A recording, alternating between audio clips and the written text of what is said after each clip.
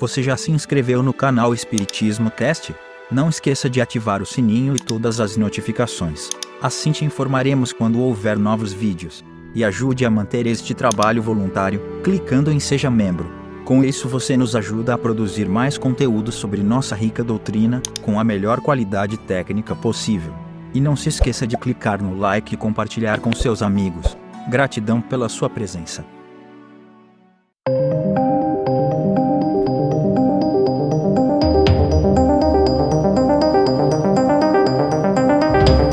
Olá meus amigos, minhas amigas, como é que vocês estão? Sejam bem-vindos a mais um episódio onde estamos estudando a obra fundamental do Espiritismo, o Céu e o Inferno, ou a Justiça Divina segundo o Espiritismo. Nós estamos na minha parte preferida deste livro, que é justamente os testemunhos, dos espíritos que foram e voltaram para dizer como é que foi a passagem, como é que está do lado de lá. E especialmente nós estamos nos relatos dos espíritos felizes. Então, é a coisa mais linda do mundo. Vamos sem demora, hoje nós vamos estudar do espírito de Samuel Felipe. Vamos ver quem que ele foi. Este era um homem de bem na verdadeira acepção da palavra. Ninguém se lembrava de o ter visto cometer uma ação mal ou errar voluntariamente no que quer que fosse. De um devotamento extremo aos amigos, podia-se ter como certo seu acolhimento, se tratando de quaisquer favores, ainda que contrários ao seu próprio interesse. Trabalhos, fadigas, sacrifícios, nada o impedia de ser útil, e isto sem ostentação, admirando-se quando se lhe atribuía por estes predicados um grande mérito. Jamais desprezou os que lhe fizeram mal, antes se dava pressa em servi-los como se bem semelhante lhe houvessem feito.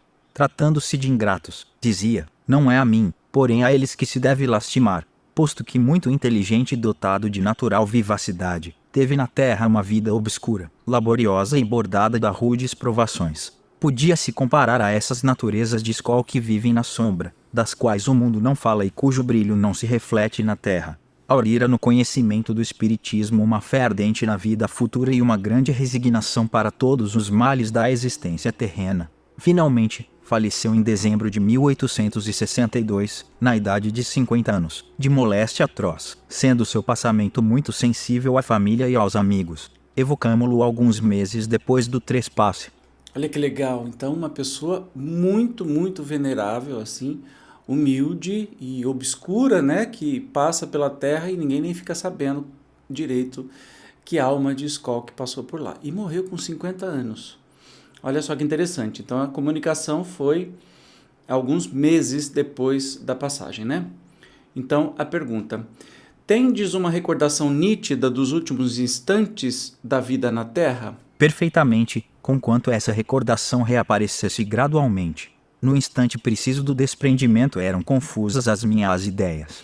A gente começa a entender que os relatos dos espíritos, quando são afins, quando são espíritos semelhantes, que nem nós estamos nos espíritos felizes, são muito semelhantes. Então, a gente está vendo que para um espírito feliz, um espírito de um homem de bem, de verdade, não esse cidadão de bem que tem hoje em dia, Deus que me perdoe, Deus me livre desse povo, mas realmente um homem de bem, no termo, na concepção que tem no livro dos Espíritos, o transpasse a passagem, a morte é muito suave.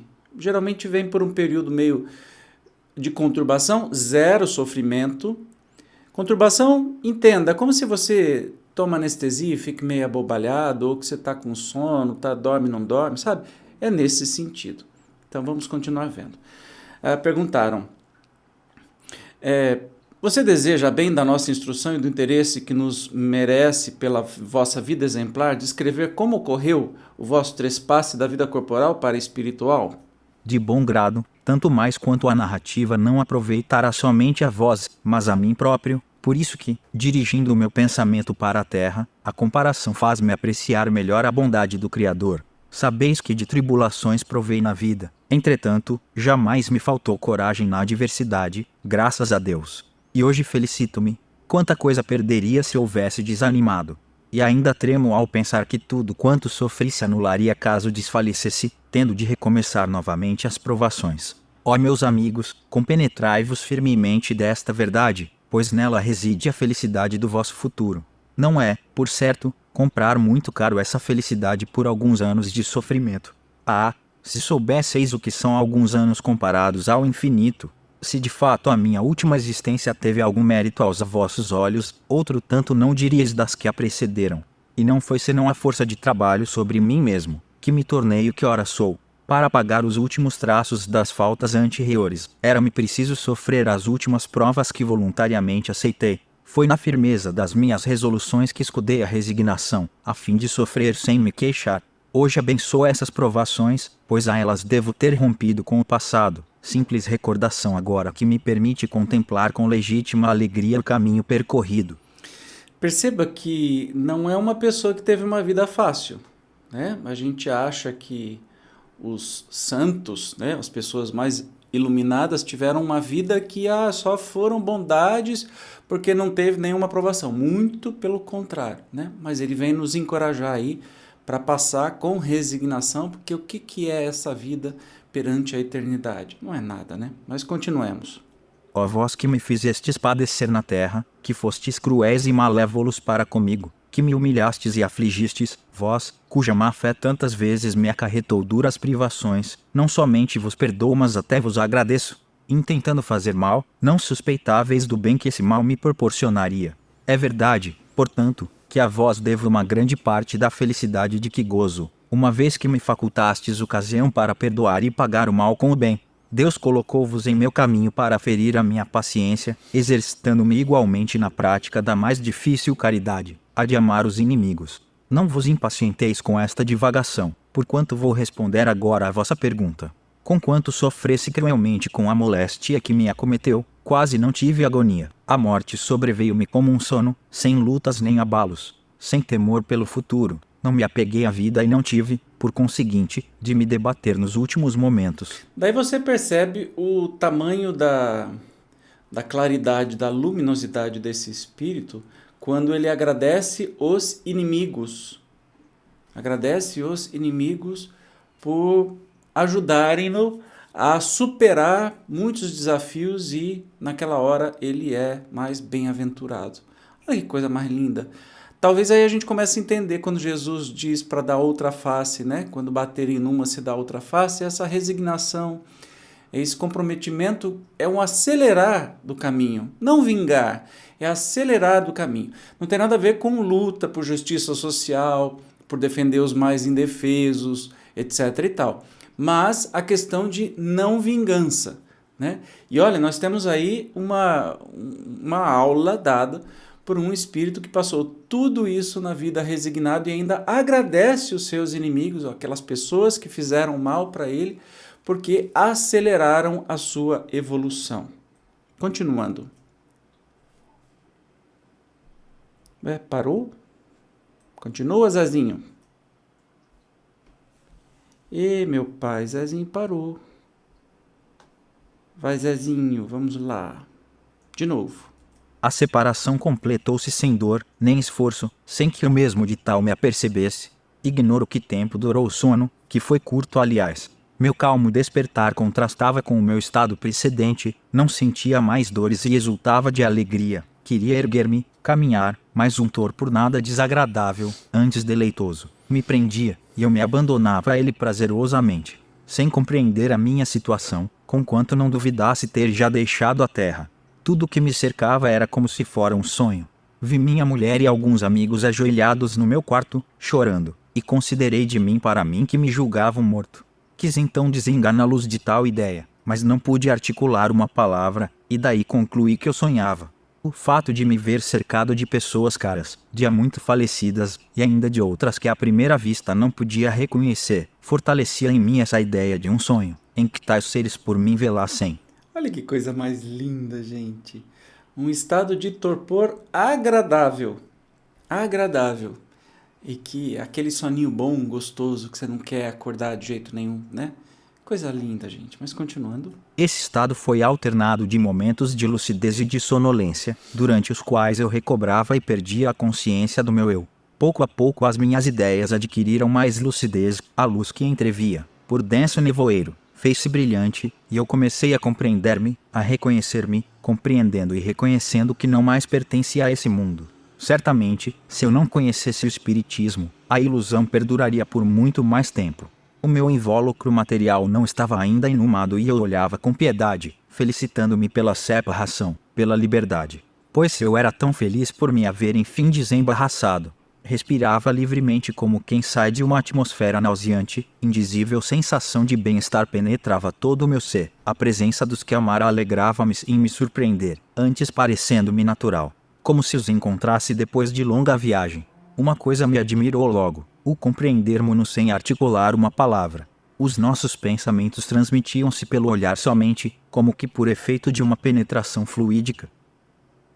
Eu não estava, no entanto, completamente livre das preocupações terrenas, e, como para realçar mais a nova situação, a lembrança do que padecera me ocorria de vez em quando à memória. Sofrera corporal e moralmente, sobretudo moralmente, como alvo que fui da maledicência, dessas infinitas preocupações mais acerbas talvez que as desgraças reais, quando degeneraram em perpétua ansiedade. Percebe a tranquilidade da passagem de um espírito feliz, né? É isso que a gente pode fazer para seguir adiante. Mas vamos continuar no relato aqui que está lindo demais, né? E ainda bem não se desvaneciam tais impressões, já eu interrogava a mim mesmo se de fato delas me libertara, parecendo-me ouvir ainda umas tantas vozes desagradáveis. Reconsiderando as dificuldades que tanto e tantas vezes me atormentavam, tremia, e procurava, por assim dizer, reconhecer-me, assegurar-me que tudo aquilo não passava de fantástico sonho. E quando cheguei à conclusão, a realidade dessa nova situação, foi como se me aliviasse de um peso enorme. É bem verdade, dizia, que estou isento desses cuidados que fazem o tormento da vida. Graças a Deus. Também o pobre, repentinamente enriquecido, duvida da realidade da sua fortuna e alimenta por algum tempo as apreensões da pobreza. Assim era eu. Pudessem os homens compreender a vida futura, e que força, que coragem esta convicção não lhes daria na adversidade. Quem deixaria então, na terra, de prover e assegurar-se da felicidade que Deus reserva aos filhos dóceis e submissos? Gozos ambicionados, envejados, tornar-se-ão mesquinhos em relação aos que eles negligenciam. Perceba que é de uma doçura, uma delicadeza, mesmo a confusão que ele se encontrava, sem saber direito se estava morto ou não, uma vez tinha certeza, outra vez não, e que maledicências o perturbavam, né? Depois de desencarnado, obviamente, até que ele se certificou que ele estava no outro mundo e que ele podia ver as pessoas que foram antes como se encontrasse depois de uma longa viagem. E curiosa essa observação de se comunicarem sem precisar abrir a boca, pelo pensamento, que é a linguagem do espírito mesmo. Mas vamos continuar aqui. Esse mundo tão novo e comparado ao qual nada vale o nosso, bem como os numerosos amigos que nele reencontrastes, fizeram-vos esquecer a família e os amigos encarnados? Ou seja, você está lá no bem bom, né? Quando ele falou assim, um pobre que fica rico demora a acreditar. Então, você está lá no bem bom, você esqueceu a família e os amigos que ficaram encarnados? Se os tivesse esquecido, seria indigno da felicidade de que gozo. Deus não recompensa o egoísmo, pune-o. O mundo em que me vejo pode fazer com que desdenhe a terra, mas não os espíritos nela encarnados. Somente entre os homens é que a prosperidade faz esquecer os companheiros de infortúnio. Muitas vezes venho visitar os que me são caros, exultando com a recordação que de mim guardaram, seu pensamento me atrai para eles. Assisto às suas conversas, e gozo se gozam ou sofro se sofrem. O meu sofrimento é, porém, relativo e não se pode comparar ao angustioso sofrimento humano. Uma vez que compreendo o alcance, a necessidade e o caráter transitório das provações, que são para o bem, esse sofrimento é, ademais, suavizado pela convicção de que aqueles a quem amo virão também por sua vez a esta mansão afortunada onde a dor não existe, para torná-los dignos dela. Dessa mansão, é que me esforço por sugerir a-lhes bons pensamentos e sobretudo a resignação que tive, consoante à vontade de Deus. A minha desolação avulta quando os vejo retardar o advento por falta de coragem, murmúrios, vacilações e, sobretudo, por qualquer ato reprovável. Trato então de os desviar do mau caminho e, se o consigo, é isso uma felicidade, não só para mim, como para outros espíritos. Quando, ao contrário, a intervenção é improfícua, Exclamo com pesar, mais um momento de atraso, mas consola-me a ideia de que nada se perde irremissivelmente. Samuel Felipe. Olha só que interessante. Então, é um mundo completamente novo, ele se sente aliviado de ter deixado não o planeta Terra, mas assim, o seu corpo físico, porque não tem mais dor, é uma vida de prazeres, né? Não precisa se alimentar mais, não precisa se ocupar com os bens materiais, o sustento da casa, da família, etc. Convive com quem ama e ainda ama muito quem ficou, né? Aí ele diz assim, Deus não permitiria o egoísmo, né? O egoísmo é o contrário do amor, não tem jeito de um espírito feliz não se importar com quem fica. Pelo contrário, ele ajuda, inspira, né? Que as pessoas façam as coisas direito, a gente tem sempre bons espíritos soprando nos nossos ouvidos coisas boas para a gente fazer. E aí eles ficam felizes quando a gente consegue e se entristecem quando a gente não consegue.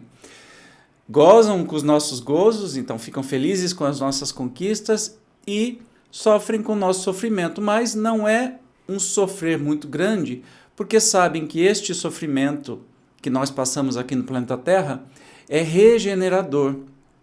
Assim como um vulcão que aparentemente destrói tudo quando entra em erupção, esconde que um tempo depois aquela terra que ele jogou para cima é a terra mais fecunda que existe no planeta. Então que de lá vai sair muita vida. Então o nosso sofrimento também é assim. Do nosso sofrimento vai sair muita felicidade, muita vida, e ele nos estimula aí a continuarmos a nossa caminhada. Lindo demais. Eu amo essa parte do livro. Amo com força. No próximo nós vamos escutar o relato de Van Durst, que é um antigo funcionário falecido em Antuérpia em 1863, esse agora com 80 anos, com um pouco mais de experiência de vida. Você não vai perder, né? Eu te espero até o próximo episódio. Tchau!